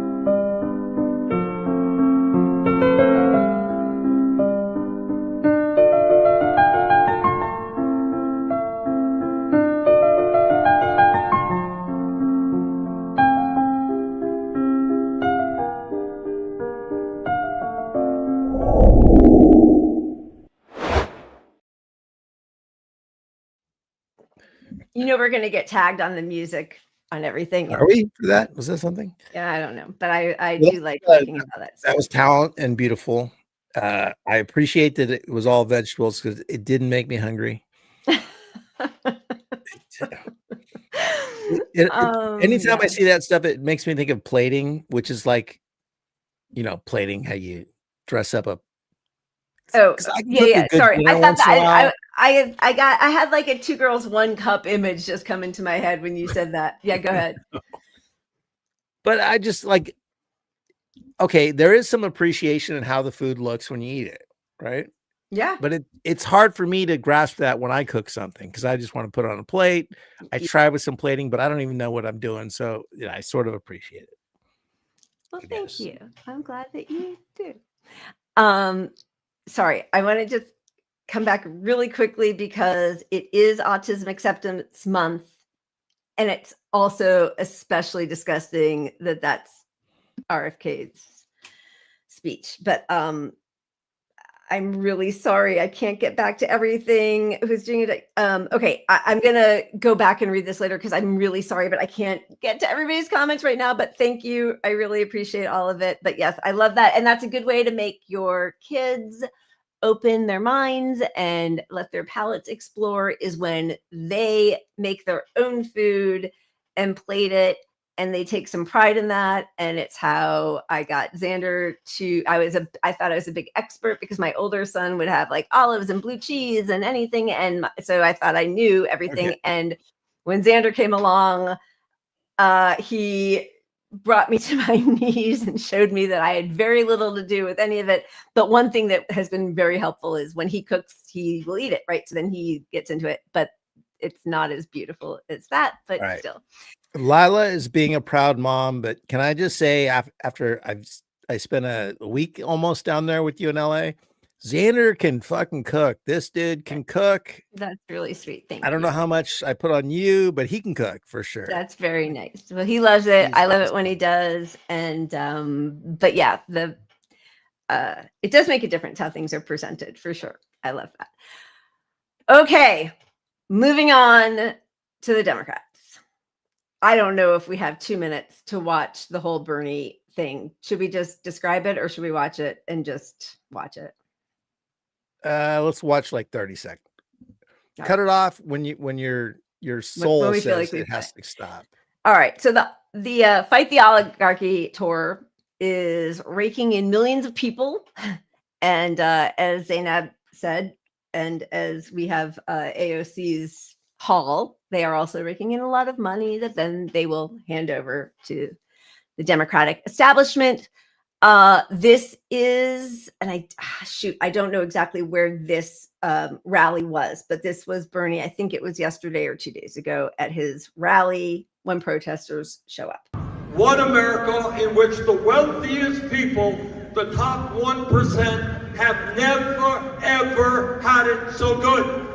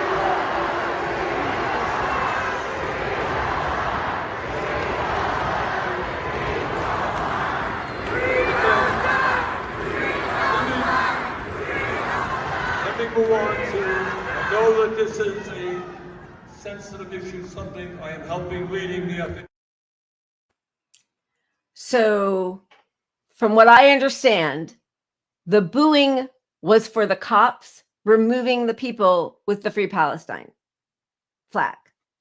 And then the crowd starts chanting Free Palestine. So very different from the libs who like shout them down like 4 more years, right? That was my interpretation of the boos. Maybe I'm wrong about the boos, but the Free Palestine chants that broke out amongst that huge crowd give me hope about the crowd. His crowd does the country does Bernie not like what is going on? And he's the best of all of our Congress people. This is horrifying that he's the best. The whole thing disgusted me. It reminded me of Hillary getting approached with the sign about Black Lives Matter, in the stairwell of the White House. Yep. Look, I'm not giving Bernie the benefit of the doubt on any of this, right? None of it, because if he wanted to clarify, even after the fact, he can come out with a tweet and a video and a declaration anytime. He has the biggest microphone in the whole fucking world with his audience. I mean, next to Trump, but he does. He can shape how we're processing this, what happened at his rally, in a heartbeat if he wants 100%. To. And he hasn't clarified it. So I'm going to say he's going to still, it's complicated, this whole fucking Palestine and Israel situation. And that's not good enough. And if you're going to rally the working class in some anti-billionaire movement, great. But you're not going to rally them by supporting this shit and not letting pro-Palestine people have a flag up. I mean, you are the DNC. You're not letting the Palestinian person on stage at the fucking. You could win the election if you just let the flag up, leave the flag up. Let the Palestinian people say, "I support you," but go farther. But even if you're not going to go farther, you're just going to let it stand. You let them get arrested and didn't say fuck all about it. Fuck all. Yeah, stop it and say to the cops, like, you can leave that there. We all want to free Palestine. Yeah, Trump told the top cops, like, remember people were punching fucking the enemies at his rallies? Trump was like, hey, that's a good person out there who stood up for us, Make sure that you smash his head on the way into the car. And our number one progressive, Bernie Sanders, doesn't have the balls to say, we should let the Free Palestine fucking flag stay up at his own fucking rally. Remove them. And sorry, I need to go back. It just pisses. It's disgusting. I want to have some hope in this whole movement with him and AOC. I mean, I'm not going to have real hope, but like, I want to think there's a benefit. I still think there's a benefit, but like, this moment really crushed me, like wanting to say something good can come from this. Yeah. And as the Runs Too says, Bernie, let the police do that. I'm speaking for him 100%. That's exactly what Kamala did. And I know at the end, he's like, it's a sensitive matter. And I'm trying to, it's not sensitive. I mean, yes, it's sensitive because children are getting their heads blown off. Doctors and journalists are being targeted, and the only if you happen to be a Christian in this pro-Christian country, the one of the few churches that still remained, they blew it up, or hospitals that was a Christian hospital, blew it up while people were in there. They had to like evacuate in their gurneys. People are being slaughtered daily, and there's nothing complicated about any of this. And you cannot take on the oligarchy without confronting the obvious conclusion of capitalism, which is fascism and this genocide. You just cannot. And so I have no faith in taking on the people in power if you can't let a banner hold that's not even, I mean, you should let it, but like not even anti-Israel, it's Free Palestine. If you see a Free Palestine as anti-Israel, we're just in totally different worlds. It's, I mean, that I have to add how he acted here to how he acted about COVID as the senior health person, the chairman of the Senate Health Commission, the top guy, as Democrats are in power during COVID, to speak about healthcare. Yep. Towed the establishment line. Yeah, he pushed here and there for little benefits, but he was wrong on it all. Like, you know, and I can't disconnect. He was a coward because I do think I can't believe, it's the cowardice. I can't disconnect that. Like, I know he knows. I know he knew, but he tried on his own to mask as long as he could, right? You know, sort of, like, not as long as he could, but he was the last example of masking, sort of, you know, but like coward. I just don't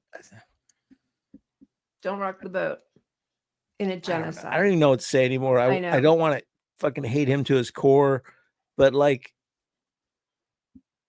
you know, don't meet your leaders. Like, I met Bernie. I was in his circle of like neighborhood friends, not him, but like, you know, Nina, the health. Anyway, I knew a lot of his people, and they are still repping him and still thinking he's the best thing, because that's sort of the lesser evil is Bernie now. Yeah.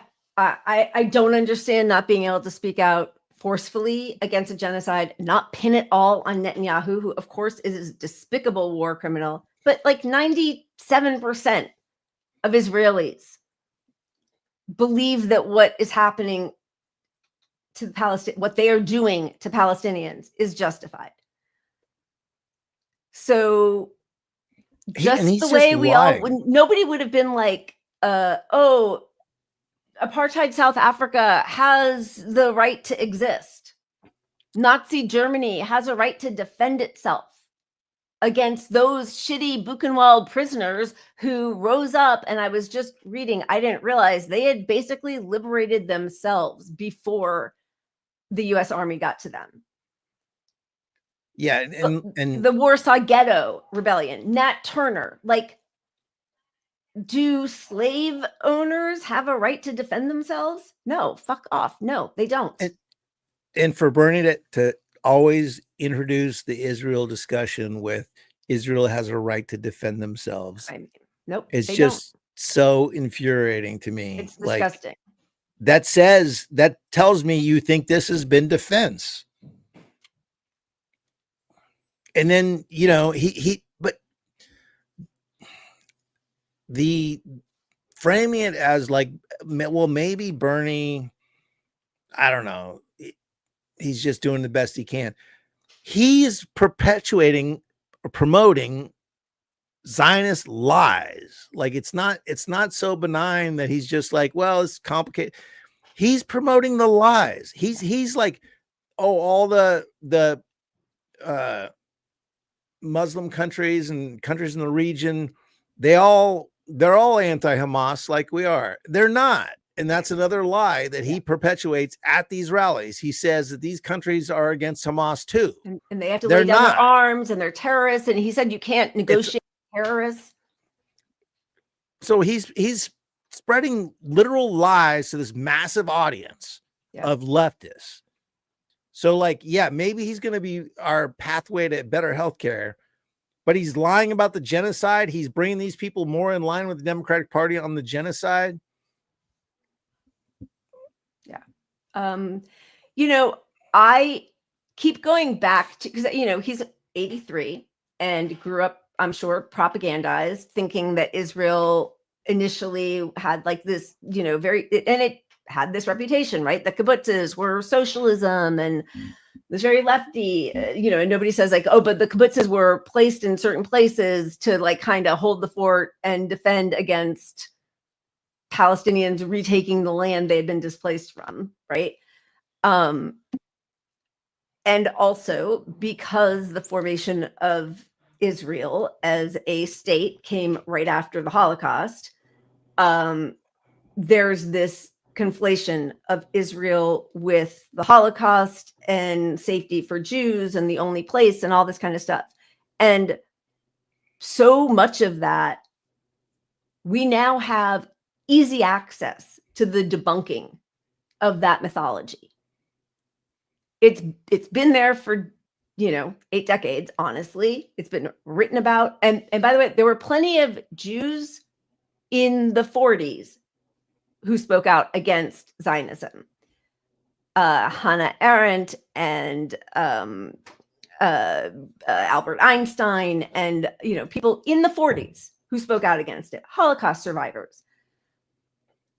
So there really is no excuse anymore to get a little uncomfortable with your upbringing, Bernie, and look at what's happening and look at what has been happening. And it's not Palestinians' fault that Europe descended into fascism and slaughtered Jews. They should not have to pay the price for that. But what Bernie should not get is this sort of electoral framing of politics pass on not being vocal on the right side of this. Totally agree. You should never get that pass anyway. But now, especially when you're bringing forward this movement of people, they are on the side of Palestine here. And if you're speaking this message to them and countering your own audience, that is the upset citizenry who is raging about this inaction by our government, and you're Bernie fucking Sanders, and you can't fucking get on board with your fucking movement. Yeah. You piece of fucking shit. I'm so fucking. I know. I still love the guy. It's such it's just so disappointing. I mean, it's worse than disappointing. It's such a betrayal of everything. Just do it now. You can get more people on the side of Palestine now by taking this movement and saying the right thing now to them. Literally now. It's not a wait thing. Do it fucking now, you cowardly bitch. Especially they show up there with a sign. Like they weren't doing anything. They show up there. There are a million ways to have handled that. And he didn't choose any of them. Yeah. Not our hero. On any level. Like just disgusting. I feel like, and I'm so sorry. I just want to go back because, Justin, thank you. Thank you again. And yes, you're absolutely right. So thank you again for the super chat. Every senator voted for Marco Rubio, who came up with this, let's go back to the Security Act from the 1940s, whatever, to deport people because they tweeted something that was pro-Palestinian because, they're going against our foreign policy mission of ending anti-Semitism. And they all voted for him, for Marco Rubio. So every senator voted for Marco Rubio, including Bernie. AOC voted for the BS Likud AIPAC definition of anti-Semitism, which is any criticism of Israel. Neither are up to the moment. 100%. And thank you. Yeah. But it just reminded me of, Deborah Winger saying, and she's in her 70s, I was raised believing something. You go to Hebrew school, you're a Jew in the US, and you are taught that, Israel is our home, our destiny, the only safe haven for Jews. And the truth is, Europe, who had just done this to Jews, and the US wouldn't take Jews in, either during the war when they could have saved lives or when they were displaced afterwards. There were strict quotas. It's disgusting. It's horrific. It's racist. It's everything that the US has always been, but it's not taking in the fault of Palestinians. Has nothing to do with them. Well, no one would take them. It. Okay. we're doing it to Palestinians now. Yeah. I mean, we're doing it with the war, but we're also not allowing Palestinians to come over. Like, let's take some refugees here. I mean, yeah. I mean, and that we didn't even pull this video. I mean, there's so much, and we haven't gotten to anything else with the Democrats, and we can get to it on what day is today. We'll get to it on Sunday. But there was a plane load of children who are amputees. And I mean, the statistic on Palestinian children becoming amputees since October 7th, the last time I saw a statistic on it was probably 6 months ago, because there's so much shit happening every day, and domestically, abroad, and all the wars on all different fronts, and bombings, and then Trump, and everything that, and Israel slaughters every journalist in Palestine. So anybody who is uploading anything to inform the rest of us about what's happening, they don't let in journalists from mainstream, CNN or whatever, or they heavily redact everything and edit it. But the last statistic was 10 children a day becoming amputees and having to go through surgery with, no anesthesia, no sanitation, in addition to becoming an amputee. And so, there was just, I don't know how many of these kids are being sent to the US, which is supplying the bombs that did that to them. And are they supposed to come here and be grateful? And while that's happening, to this day, our media is parroting the line that Israel is the most civil targeted military on earth. And it's not like the lies are, it's just so, it takes it, one journalist can chuck this whole thing off. If they're in the mainstream accepted journalists, they can just go out there, have a huge platform. You could be Tucker Carlson tomorrow if you just came out and said, you know what, here's the thing, we've been spitting these lies, this is all bullshit, here's some facts, I'm going to keep interviewing the right people. You're Tucker Carlson tomorrow. Do it. You're a billionaire.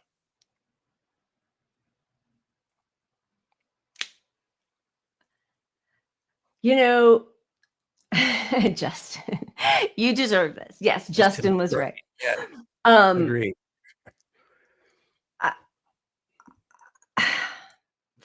I have no idea why he's such a coward. I don't know if he's scared.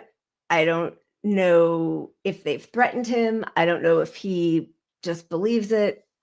Honestly, it just doesn't even fucking matter. It doesn't matter. I don't care what's in his heart. It doesn't matter. If you're Bernie leading this movement and you're pushing back against your movement at all, what is wrong with you? You're pushing for this working class solidarity, but you're the only view, you're just shutting your own movement down, supporting Israel in this situation. It's not the working class on the right supports Palestine. You're so far off of this. Yeah. So you're supporting your democratic allies and donors in Israel. It's just you're shooting your own message in the foot. Yeah, I have to go back up because I'm sorry I put the tweet up here, and I think it was Deborah, but missing his appointment with destiny. It does keep happening. You got to kind of wonder what's going on there.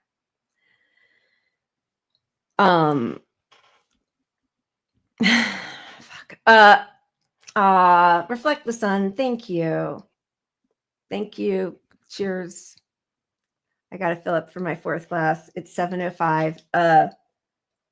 Appreciate you, but hey, don't worry. I know we're off of this, but Biden's back. Oh my God. Booker's in 2nd place. We're golden, guys. It's happening. It's all happening. What else we got? We'll just fly through it real quick. That's all I got. That's all we got. We have a lot more, but we have so much more, but the Democratic Party is still putting out arguments in think pieces for Kamala, which is really fucking scary. Yeah. It's that's just not happening. Right. Or I'm going to will it. I'm going to like manifest it not happening. We didn't talk about the space journey. Fuck. We can. Can we have just like 3 seconds, 3 minutes, just a really quick one? 3 minutes on the space journey. Okay. Lady Voyage goes to space for some space tourism. Katy Perry, Gayle King, Lauren Sanchez, who is this was part of the Bezos plan. Amanda Nguyen and Carrie Ann Flynn. I don't know those two people, but anyway, they stun ahead of their space voyage. They had an 11-minute journey. This is the path where the New Shepard launches them into the they officially enter space. They're there, and then they're kind of like deposited back into Earth. I don't know how much carbon they emitted with this. I know that what's his thing? Blue Origin, is that the Bezos one for his space tourism? Yeah, whatever. Says that it was carbon neutral. Who knows? That's no way. They're saying 0.0% chance. That's what I think. I did not have time to do as deep research as I wanted. I saw that when he did the shuttle or the tourism bit with Shatner, there was a lot written about that one and how that journey, that 11-minute journey or however long that one took, emitted enough carbon, as much carbon as the billion poorest people in one of those people's lifespan would emit, right? So their 11-minute journey is equivalent to one poor person's lifespan. But also just think about all the money. That 1 minute up there with no gravity changed their whole life of these 5 people. And dude, if you weren't up there, you can't speak to it, Lila. You have no idea. The boobs are high, the cheeks are high, the wrinkles went away. It was like magic. So first off, I just want to say there's no accident they had 5 women here. I mean, the You Go Girl thing covers a lot of, like, hey, because if you're going to attack these people going up in space, spending millions of dollars and destroying the environment here, and the fucking probably $1 billion it costs to put this thing on. Yeah, of course. It's I'm a sexist because I think this was bad. Well, Oprah's girlfriend, Gayle, has something to say. I don't like that people are calling it a ride. A ride, you never see a male astronaut who's going up in space and they said, oh, he took a ride. We actually duplicated the route that Alan Shepard did. That's why it's called, this particular capsule is called the New Shepard. We duplicated that route. No one said he took that ride. Yeah. It's always referred to as a flight or a journey. So I feel that that's a little disrespectful to what the mission was and what the work that Blue Origin does. We use space technology all the time, whether it's your GPS, whether it's your satellite. That doesn't just happen. Every time a flight goes up, they get some type of information. 2 of the astronauts, I still have a hard time calling myself an astronaut, but 2 of the astronauts. Me too. You should. Me too. And by the way, Gayle, this is from 2021. Blue Origin confirms it'll give Star Trek Captain William Shatner a suborbital ride. Giving him a ride. Look, the public has been sort of trained on this or propagandized on, and correctly in this respect, that NASA, for all the expense they do up there are research studies and a lot of stuff is done that does end up benefiting us on Earth, right? Right. This is not remotely that. This is space tourism.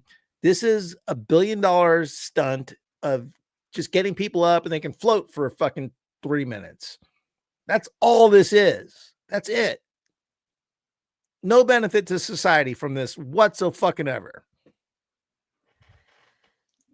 None at all. She's not an astronaut. They did no research up there. They sang a song and then they came down and Katy Perry kissed the ground and said she wants to protect Earth. It won't be about me. I'm sure you can tell from all the media about her. It will be about this beautiful Earth. I think from up there, we will think, oh my God, we have to protect our mother. This is actually... She can fuck off. I'm so... Disgusting. I mean, it's disgusting. Like, the whole world is burning. The American economy is shutting down. You all have millions of dollars, and this is how you choose to use it. It is so beyond vile. And as much as I hate all the homegrown terrorist bullshit, disgusting fascist stuff that Trump is spewing, I got some homegrowns for you. They're right. 5 of them or 6 of them were in this little adventure. What was funny, though, that I never knew was apparently Wendy's, or maybe just some intern or, their media person, has a thing with Katy Perry. They could not stop tweeting at her. So, oh my gosh, it's so small. But anyway, Pop, what's the place that Pop Crave? Pop Base. It's TMZ for Twitter. Katy Perry has, now I can't see it, has landed whatever from space. And Wendy says, can we send her back? I kissed the ground and I liked it. When we said women in STEM, this isn't what we meant, because Time Capsule Tale says the taste of her cherry starship. When we said women in STEM, this isn't what we meant. And I can dissociate for a lot longer than 11 minutes. I don't know what she did to Wendy's, but man, they do not like Katy Perry. Yeah, I hope Wendy's is not on the BDS list, because I got a lot of shit for eating one Burger King meal, which holy shit, people. I'm on your side with BDS. I just don't eat fast food enough to even notice. But kudos. I mean, hey, get some more burgers sold. Trash trash the rich, like that. Make that a mainstay of fast food. Like, let's get Walmart trashing the rich. Let's get, all these fucking evil bastards. I don't care. Just trash the rich. This is not a thing we should be saluting at all. This is terrible. People are fucking struggling for food. Our healthcare system is so fucked. It's beyond repair at this point, unless we fucking riot.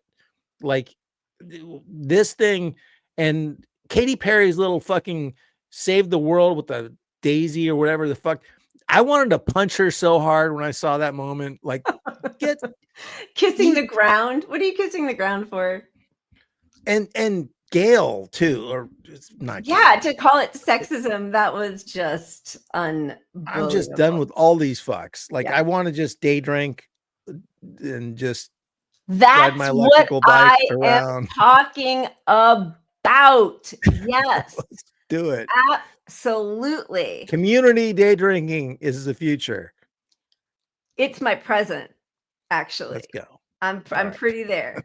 Let's just a little cheers to these great people who called for an army of Luigis during their Coachella set, the Circle Jerks. Thank you to the Circle Jerks. That is what we need.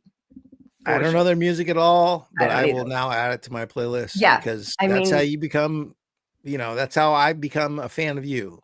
Exactly. More of that. Fight for the right. Yeah, Taco Bell. If Taco Bell wants to put an ad out saying more Luigi's, I'm gonna eat it. Taco Bell every fucking day. McDonald's and that employee turned him in. If that's really what happened, they have a lot of explaining to do. All right, it's late. You guys are awesome. We will see you on Sunday.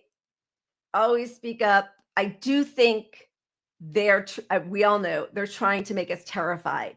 So the worst thing we can do is be silent and not show up. We have to show up. We have to speak out, or the terrorists win. And that's the truth. Cheers, everybody. Keep punching up. Cheers.